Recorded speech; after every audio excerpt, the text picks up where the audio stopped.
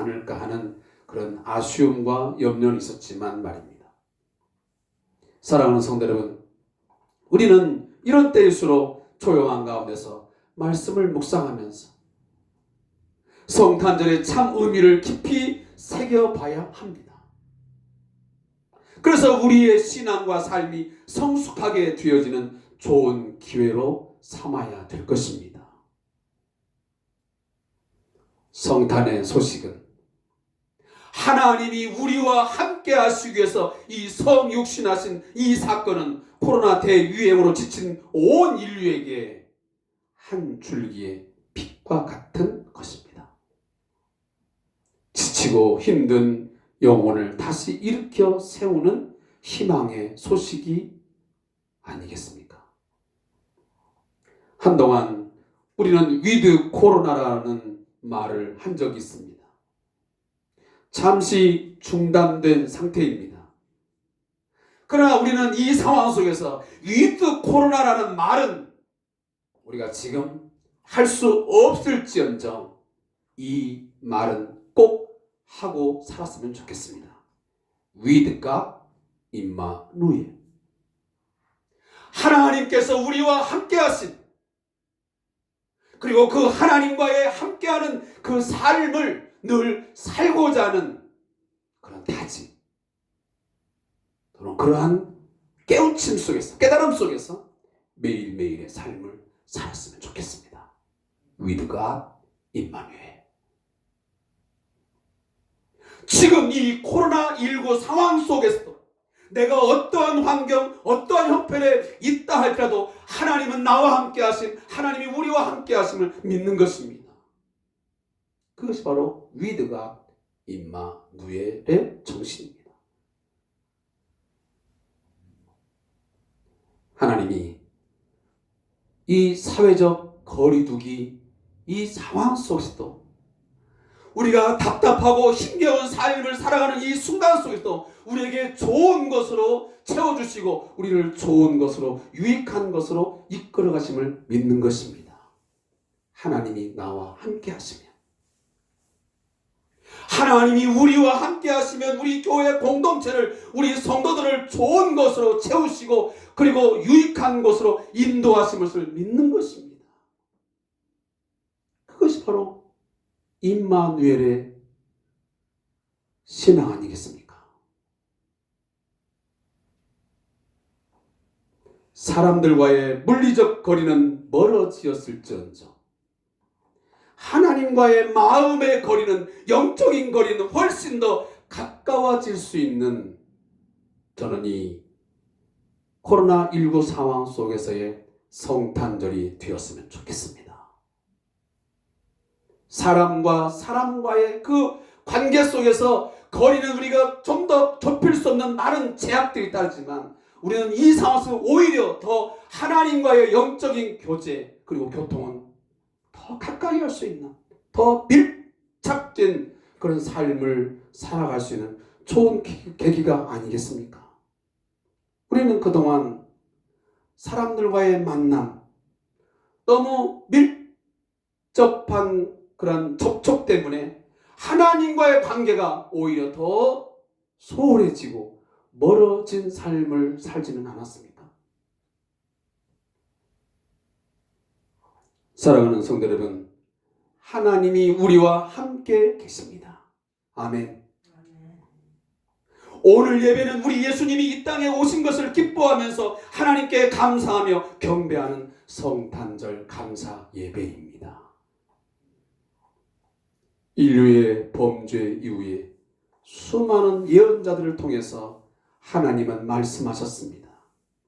인류를 죄 가운데서, 이 사망 가운데서 건지실 메시아를 여자의 후손을 통해서 내가 보내겠다. 인간의 몸을 취하여 이 땅에 오실 것을 분명히 성경 여러 곳에서 약속하셨고 예언하셨습니다. 그 예언이 성취된 것이 성탄절 아니겠습니까? 이것을 우리는 신학적으로 성육신이라고 말합니다. 인카네이션이라고. 이 사건은 가장 신비한 사건이고 어쩌면 우리 인류가 겪고 있는 수많은 사건 가운데 위대한 사건입니다. 바로 이 성육신, 하나님께서 인간이 되셔서 이 땅에 오시지 않았다 한다면 우리는 결코 죄와 사망 안에서 건진받을 수 없었습니다. 창조주 하나님이 인간을 구원하기 위해서 친히 피조물인 인간이 되셨습니다. 이 세상에 그리고 찾아오셨습니다. 철학적인 사고 속에서도 이 사건은 도무지 이해할 수 없습니다. 완전하고 선한 신 그 하나님이 악하고 더러운 인간의 이 육신, 이 몸을 가진다고 하는 것은 있을 수 없는 일입니다. 그러나 이 성육신 사건은 실제적 사건이고 우리 역사 속에 분명 실존했습니다. 예수는 가상적인 인물이 아닙니다. 그는 분명 2000년 전에 이 땅에 오셨고 우리와 함께 고통을 겪으셨고 고난받으셨고 그리고 그는 십자가에 죽으셨고 우리를 위해서 부활하신 주님인 것을 믿으시기 바랍니다. 인도의 한 선교사가 힌두교 승려를 전도하기 위해서 매우 가깝게 지내게 되었습니다. 어느 날 두 사람이 함께 길을 걷다가 선교사가 실수로 개미 굴을 밟았습니다.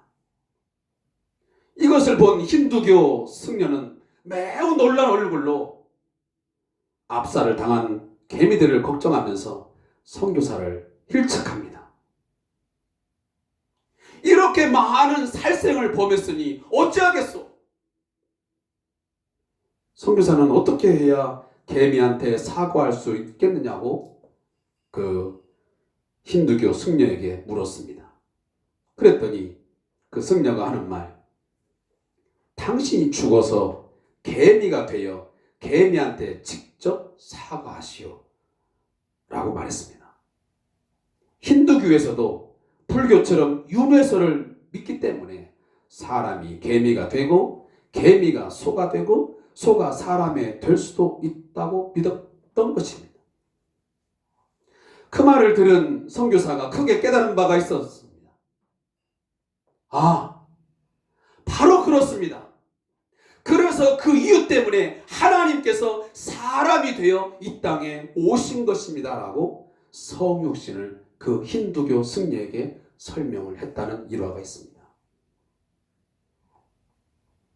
개미와 이야기하려면, 개미를 이해하려면 인간이 개미가 되어야 하듯 사람과 이야기하고 사람을 구원하려면 하나님께서 사람이 되셔야 했습니다. 그래서 오늘 본문에서도 하나님의 아들이 자기를 비어 종의 형체를 가져 사람이 되셨다라고 분명히 말씀하십니다. 성육신의 의미는 두 가지입니다. 첫째는 우리를 구원하시기 위해서 하늘의 영광을 버리시고 인간이 되셨다는 것입니다. 또 하나는 우리의 진정한 삶의 본, 사람이 사람답게 사는 것이 어떻게 살아야 되는지를 그 롤 모델을 보여주기 위해서 바로 그분이 성육신하여 이 땅에 오신 것입니다. 특히 오늘 본문을 보면 당시 빌립보 교회가 겪고 있는 삼중고 상황을 볼 수가 있습니다. 그리고 그것을 보면서 오늘 사도 바울이 빌립보 교회에 편지를 하고 있는 것입니다. 그들이 갖고 있는 삼중고가 뭡니까? 첫째는 핍박입니다. 두 번째는 심각한 가난입니다. 세 번째는 내분, 곧 갈등과 분열의 상황이었습니다. 고린도후서 8장 1절과 2절에 보면 형제들아 하나님께서 마게도냐 교회들에게 주신 은혜를 우리가 너희에게 알리노니 환란의 많은 시련 가운데서 그들이 넘치는 기쁨과 극심한 가난이 그들의 풍성한 연보를 넘치게 하게 하셨느니라 말씀합니다. 여기 마게도냐 교회들은 그 당시 마게도냐 지역에 있던 바로 빌립보 교회, 데살로니가 교회, 베레아 교회를 가리킵니다. 그러면서 이 2절에 보면 당시 그 교회들의 형편을 알려주는 두 가지 표현이 나오고 있습니다. 그게 뭡니까? 첫째는 로마의 황제 숭배의 강요로 인한 환란의 많은 시련이었습니다.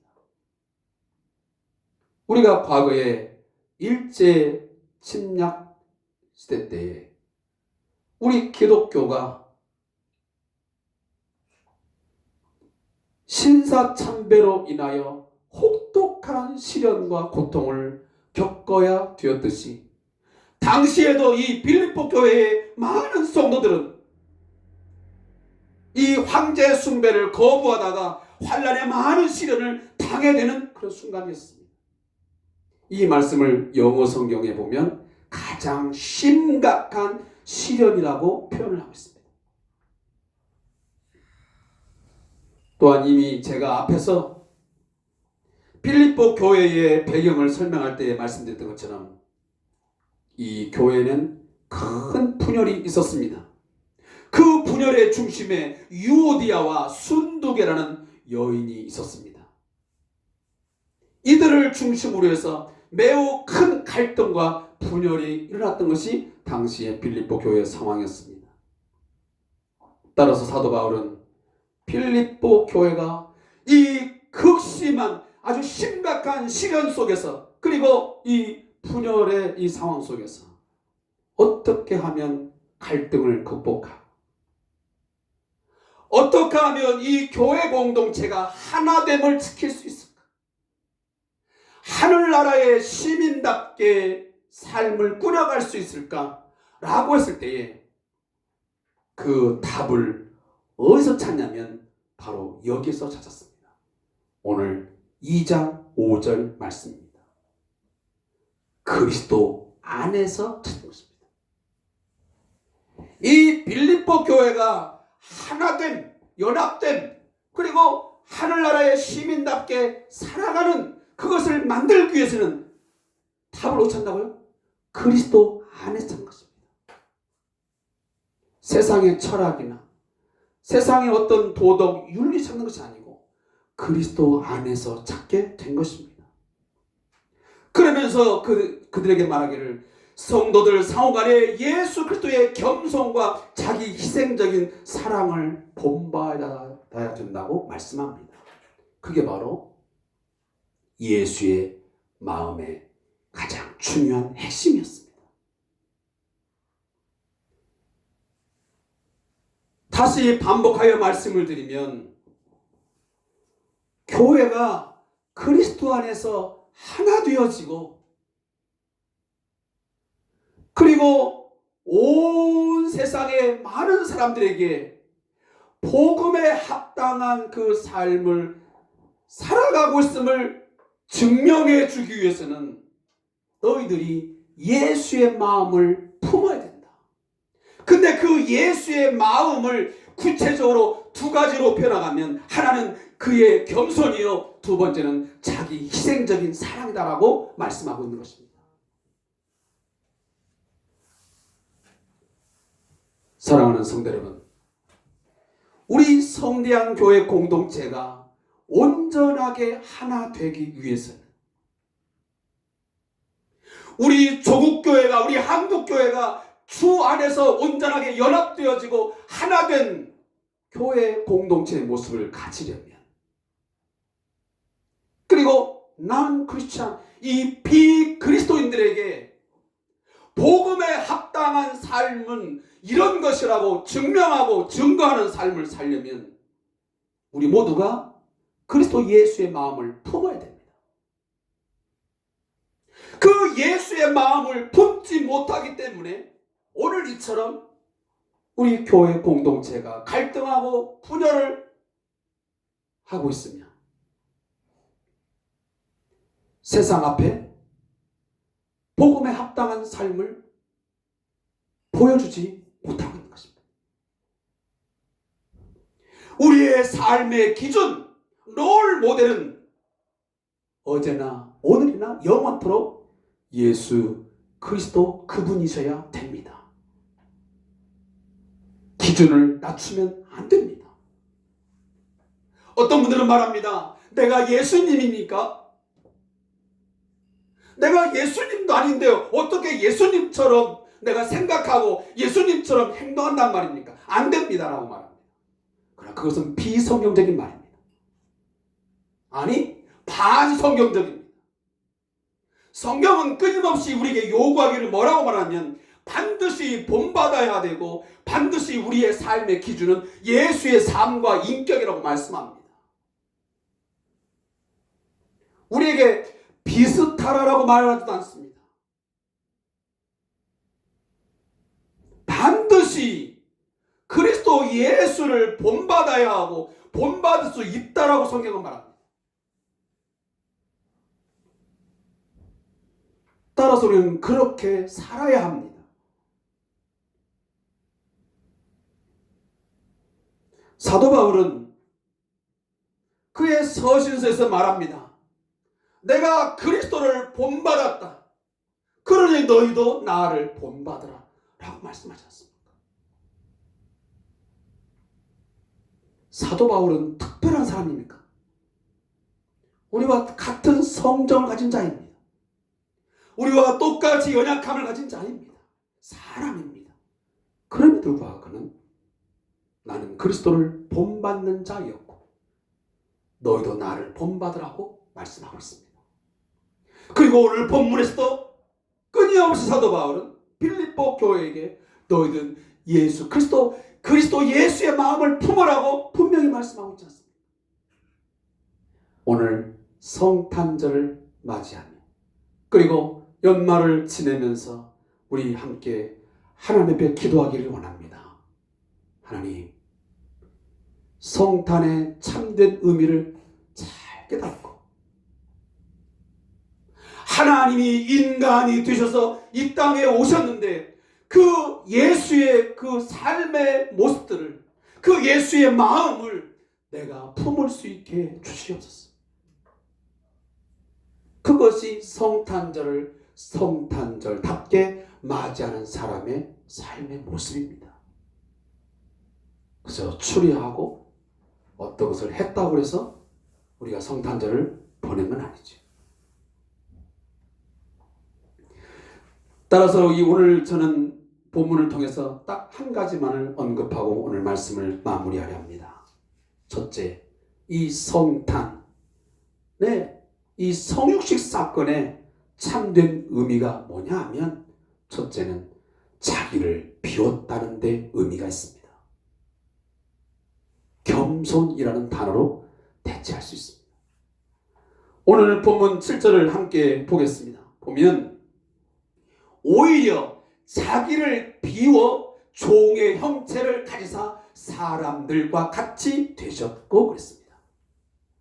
여기 보면 비워라고 하는 단어가 나옵니다. 여기 비웠다라는 말은 영어 성경에 보면 바로 이 empty라고 하는 단어를 씁니다. empty. 이 말은 아주 텅 비었다. 텅 빈 이런 의미를 담는 단어가 바로 empty. 하나님으로서 가지신 영광과 존귀와 그의 부유함 그 모든 것을 싸그리 다 비웠다는 것입니다. 하나도 남김없이 텅텅 비게 하셨습니다. 누가요? 그리스도 예수께서 가장 비천한 모습으로 가장 가난한 모습으로 가장 연약한 모습으로 그분은 이 땅에 탄생하셨습니다. 그리고 그는 그렇게 살았습니다. 예수님은 하나님과 동등됨을 취할 것으로 여기지 않았습니다. 내가 누군데 하면서 감히 자신의 존재를 드러내지도 않았습니다. 그는 고난 당하면 고난 당했습니다. 욕을 하면 욕을 먹었습니다. 자신의 존재를 아무 때나 막 드러내지 않았습니다. 자기의 때가 되지 않았다고 하면서 그는 오히려 자제했습니다. 자기를 비웠습니다. 왜? 우리를 구원하시기 위한 때가 따로 있기 때문이었습니다. 우리를 사랑하시기 때문에 그는 모든 특권과 영광을 포기했습니다. 하나님으로서 누릴 수 있는 모든 것을 다 내려놓은 것입니다.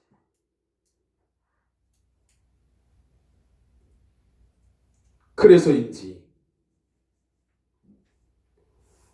그 왕이, 그 하나님이 모든 것을 다 비우고 자기 백성들 가운데 오니 그 누구도 그를 알아보지 못했습니다.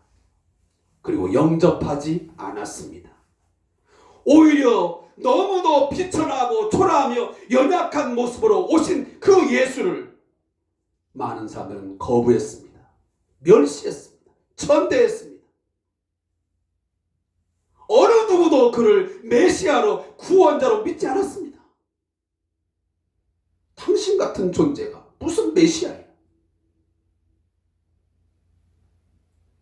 저 베들레헴 땅에서, 그리고 나자렛이라는 그 천박한 동네에서 난 그 목수의 아들이 무슨 우리의 메시아가 될 수 있어 하면서 그 누구도 믿지 않았습니다. 그러나 이 모습은 이미 이사야 53장에서 메시아를 예언했던 말씀이 적중했습니다. 우리가 전한 것을 누가 믿었느냐? 그는 고운 모양도 없고 풍채도 없은즉 우리가 보기에 흠모할 만한 아름다운 것이 없도다. 이미 이사야를 통해서 메시아를 예언할 때의 메시지입니다.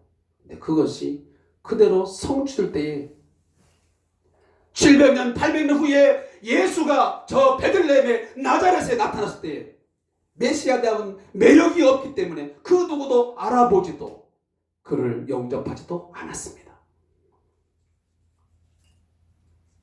그래서 예수님이 뭐라고 합니까?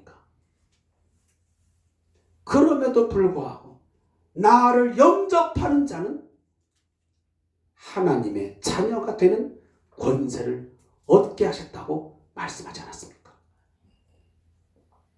그는 분명 오늘 본문 6절에도 말씀하고 있지만 그는 근본 하나님의 본체이십니다.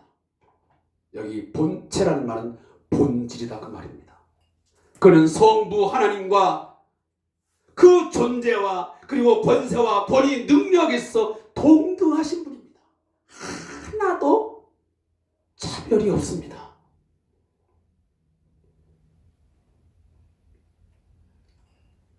마리아의 몸에서 출생한 그 아기 예수는 단순한 인간 예수가 아니었습니다.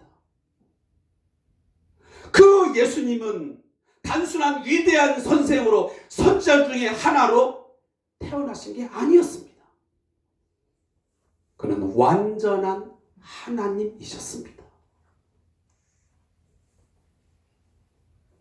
그는 완전한 인간으로서 우리 가운데 오신 것입니다. 이것이 기독교 핵심 중에 핵심입니다. 이 논란 때문에 수백 년에 걸쳐서 초대교회에 보면 논쟁들이 있었고 그리고 이단들과 싸웠습니다. 예수는 단순한 인간에 불과하다. 또 어떤 자들은 예수가 매우 평범한 아들이었고 사람이었는데 세례 요한을 통해서 세례받을 때에 메시아의 능력이 왔다가 메시아의 권세가 주어졌다가 예수가 십자가에 죽을 때에 그 메시아성이 떠나버렸다. 그러니 예수의 메시아는 실패자이다 하는 이단들도 있었습니다. 그는 피조물에 불과하다라고 하면서 예수를 하나님 되심을 그냥 거부한 것입니다. 그러나 오늘 본문을 보십시오. 그는 근본 하나님의 본체라. 하나님이 가지시는 모든 능력과 권세와 그리고 권위가 있다는 말씀이에요. 그는 피조된 인간이 아닙니다. 영원전부터 그는 존재하셨고 그는 하나님이셨습니다. 그분이 인간이 되신 것입니다. 그가 인간으로 오셨으므로 하나님 되심이 없어진 것이 아닙니다. 소멸된 게 아닙니다. 그 하나님 되심을 그는 그냥 비워버린 것입니다. 자신을 철저하게 겸손하게 내려놓으신 것입니다. 영원에서 순간으로 무한하신 분이 유한한 자로, 영광에서 초라한 모습으로, 왕에서 종의 모습으로, 창조주가 피조물의 모습으로 철저하게 비워진 것이고 낮아진 것입니다. 곧 자기 부정입니다. 겸손의 극치인 것입니다. 가장 낮아진 자리로 내려오신 것입니다. 이것이 비웠다는 뜻입니다. 왜 예수님이 이토록 비우고 가장 낮은 자리로 내려오신 것입니까? 그것은 바로 이 비천한 땅에 떨어져 버린 가장 비참한 자리에 놓여있는 죄와 허물로 죽은 우리를, 인간들을 구원하기 위해서 그분이 그토록 낮아지신 것이고 비워주신 것입니다. 그의 낮아지심, 그의 비우심이 없었다 한다면 우리에게 구원은 일어나지 않았습니다. 우리가 지금 누리고 있는 하나님의 자녀로서의 이 영광을 우리는 누릴 수 없게 되었을 것입니다. 그가 하나님과 동등됨을 취할 것으로 여기지 않으심이 우리로 하여금 구원을 맛보게 하고 하나님의 구원에 동참하게 만든 것입니다. 여기에 성탄에 참 의미가 있는 것입니다. 주님은 말씀하십니다. 마태복음 11장 29절 3절에 보면 나는 마음이 온유하고 겸손하니 나의 멍에를 메고 내게 배우라. 그러하면 너희 마음이 쉼을 얻으리니 이는 내 멍에는 쉽고 내 짐은 가벼우니라. 그는 어떤 것을 바라고 대접받기 위해서 종으로 섬기지 않았습니다. 자기를 비우지 않았습니다. 그저 우리의 구원을 위해서 철저하게 하나님께 복종했고 그는 섬겼으며 우리를 겸손히 섬겨주셨습니다. 어디까지? 죽기까지. 이처럼 성탄을 맞이하면서 우리는 자기를 비우신 예수님처럼 우리 안에 가득한 욕심과 욕망, 자아를 버려야만 진정한 성탄을 맞이할 수 있습니다. 교회의 하나됨을 위해서, 복음에 합당한 삶을 꾸려나가기 위해서는 자기의 권리나 자기의 주장을 내려놓아야 합니다. 그러나 그 누구도 내려놓으려 하지 않습니다. 자기의 권리나 이 주장이 조금이라도 꺾이거나 손해를 당하면 사람들은 가만히 있지 않습니다. 교회 공동체가 무너지든 말든, 관계가 깨어지든 말든 내 권리와 내 이익만을 챙기면 된다는 생각이 교회 성도들 가운데도 참 많습니다. 교회 공동체의 평안을 위해서, 우리 모두의 하나됨을 위해서 자기 주장, 자기 권리를 내려놓는 사람, 비우는 사람 그리 많지 않습니다. 안타깝지만 오늘날 그러한 일 때문에 얼마나 많은 교회가 분쟁을 겪고 있고 갈등 속에서 깨지고 부서지고 하고 있습니다. 어떤 때는 회의를 진행하다 또 예배 가운데 고성이 오고 가고 그러면서 결국 교회가 분열하는 일도 벌어집니다. 주님의 비움, 낮아지심의 겸손을 찾아보기가 힘들다는 말씀입니다. 그토록 성탄절을 맞이하면 축하하고 감사하고 고마움을 표하면서 예수의 마음을 품겠다라고 말씀하면서도 그 예수님의 비유, 그의 겸손은 그저 허울뿐인 장식품에 불과합니다. 말잔치에 불과합니다. 그러니 교회가 하나가 될 수가 없습니다. 그렇기 때문에 하늘나라 시민다운 삶이 증명되지 못하는 것입니다.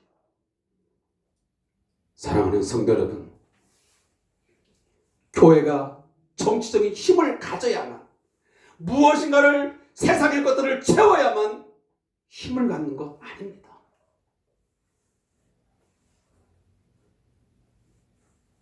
큰 건물을 갖고 있고 많은 성도들을 갖고 있고 세상의 것들을 채워야만 교회가 하나 되는 것입니까? 교회가 교회다워지는 것입니까?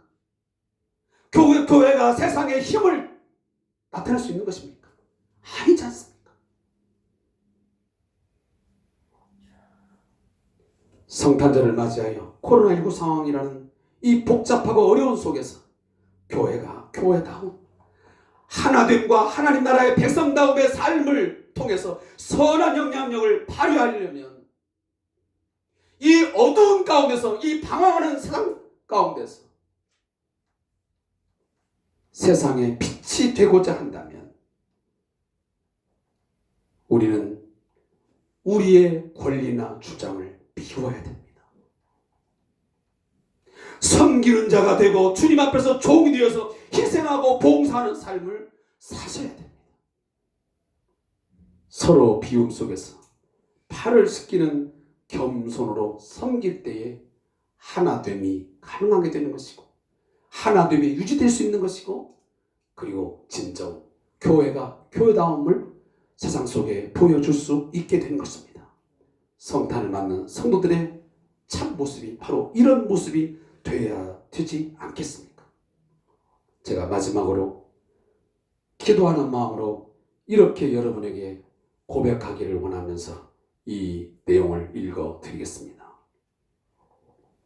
우리는 성탄을 맞이하면서 우리 주님의 비우심을 배워야 합니다. 우리 그동안 너무 권리만을 따지며 내 이익만을 위해서 살아오지 않았습니까?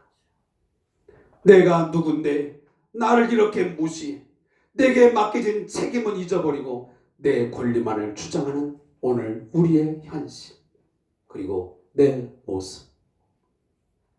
주님, 지금 나를 비웠습니다.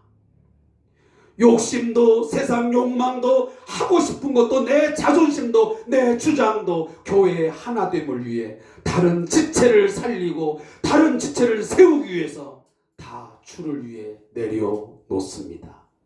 비웁니다. 주장하고 싶은 내 권리도 내려놓습니다. 주님, 이제 내게 오시옵소서.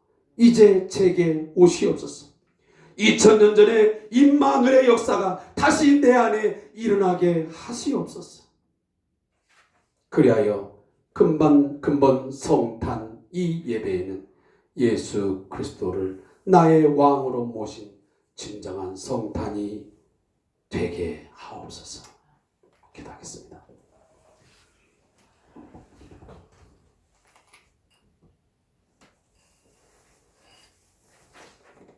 내가 그리스도와 함께 십자가에 못 박았느니라.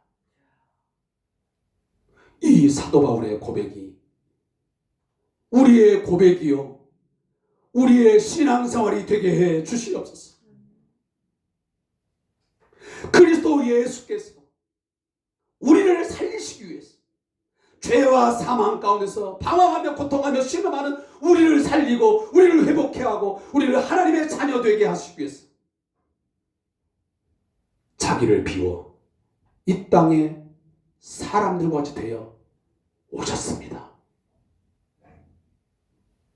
이 마음, 이 정신이 우리의 마음에 품어지게 해 주시옵소서.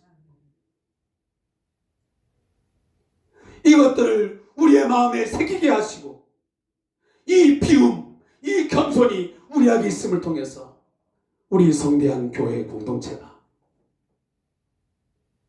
하나됨의 모습이 더욱더 드러날 수 있게 해 주시옵소서. 코로나19 이 상황 속에서 우리의 하나됨의 흔적들이 점점점 희미해져 가고 있고 치워져 가고 있음을 보면서 너무도 안타까운 마음이 있습니다. 우리의 지체들이 다 어디에 있는지, 어떻게 살아가고 있는지, 우리의 그리스도 안에서의 하나됨이 무엇인지를 물을 수밖에 없는 이 상황이 우리 성대한 교회의 상황입니다. 주여, 비우게 하시고 내 주장, 내 권리, 내 유익만을 따지지 말고 비우고 내려놓고 이제는 교회의 하나됨을 위해서 겸손히 나와 함께 살아가는 지체를 섬기게 하시고 그 지체를 위해서 봉사하는 삶이 있게 해 주옵소서. 이러한 모습이 있을 때에 복음에 합당한 삶이 꾸려짐을 통해서 우리 교회 공동체가 이 세상에 빛이 되고 이 세상에 소금이 될 줄로 믿습니다. 주님, 그러한 역사 나타날 수 있도록 저희 성대한 교회 온 성도들의 하나님 믿음 위에 믿음을 더하시고 말씀의 역사함이 나타나게 해 주시옵소서. 예수님의 이름으로 축복하며 기도합니다. 아멘. 우리 찬송가 115장 우리 1절만 보시고 제가 축도하고 마치겠습니다.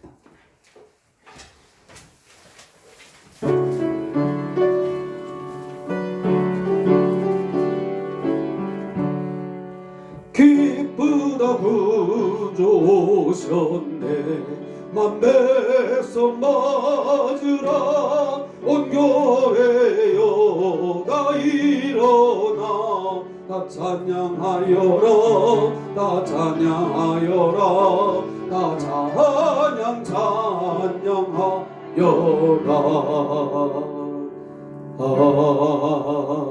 아멘. 지금은 온 세상에 미칠 큰 기쁨을 우리에게 주신 우리 주 예수 그리스도의 은혜와 우리 하나님 아버지의 넓고 크신 그 지고하신 사랑하심 성령님의 역사, 교제, 교통하심이 오늘 주의 말씀을 듣고 교회의 하나됨을 또 복음에 합당한 삶을 꾸려가기 위해서 세상에 빛이 되는 교회가 되게 하기 위해서 내가 가진 모든 권리, 내 주장, 내 이익 포기하고 비우고 온전히 주를 위해서 내 이웃을 위해서 섬기며 겸손히 섬기며 살아가기를 다짐하는 우리 모든 성도들과 그리고 이 나라 이 민족 위에 그리고 우리 왕장철 목사님과 우리 박상호 선교사님의 사역 위에 영원토록 함께 있을지어다. 아멘. 주님 은혜 주시면서 감사합니다. 주님 감사합니다.